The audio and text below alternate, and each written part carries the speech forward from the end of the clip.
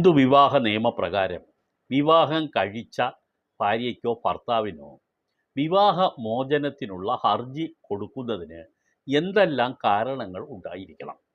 ഇത് സംബന്ധിച്ച് പ്രധാനപ്പെട്ട ചില കാര്യങ്ങൾ, നമ്മൾ അറിയേണ്ട പ്രധാനപ്പെട്ട കാര്യങ്ങളാണ് ഇന്നത്തെ എപ്പിസോഡിൽ ഉൾപ്പെടുത്തിയിരിക്കുന്നത്. ഇത് അനുബന്ധമായി പല കോടതി വിധികളും ഉണ്ടായിട്ടുള്ളതാണ്. എന്നാലും ഈ നിയമത്തിനകത്ത് പ്രത്യേകം പരാമർശിക്കപ്പെട്ടിട്ടുള്ള കാര്യങ്ങൾ, നമ്മൾ പ്രാഥമികമായി അറിഞ്ഞിരിക്കേണ്ട കാര്യങ്ങൾ എന്ന് വേണമെങ്കിൽ പറയാം, അതാണ് ഇന്നത്തെ എപ്പിസോഡിൽ ഉള്ളത്. ഒന്ന്, വിവാഹമോചനത്തിന് വേണ്ടി ഭാര്യയ്ക്കോ ഭർത്താവിനോ ഹർജി നൽകാം, പെറ്റീഷൻ നൽകാം, വിവാഹമോചന ഹർജി നൽകാം. പക്ഷേ നൽകുമ്പോൾ അടിസ്ഥാനപരമായി ചില ഗ്രൗണ്ടുകൾ കാണിക്കേണ്ടതുണ്ട്. ഏകപക്ഷീയമായി ചെയ്യുന്ന കാര്യത്തിലാണ് ഞാൻ പറയുന്നത്. വിവാഹമോചനം നമുക്ക് 2-3 തരത്തിൽ ചെയ്യാമെന്ന് നിങ്ങൾക്കറിയാം. നമ്മൾ പരസ്പര സമ്മതപ്രകാരം വിവാഹമോചന ഹർജി നൽകാം. ഈ ഭാര്യയ്ക്കോ ഭർത്താവിനോ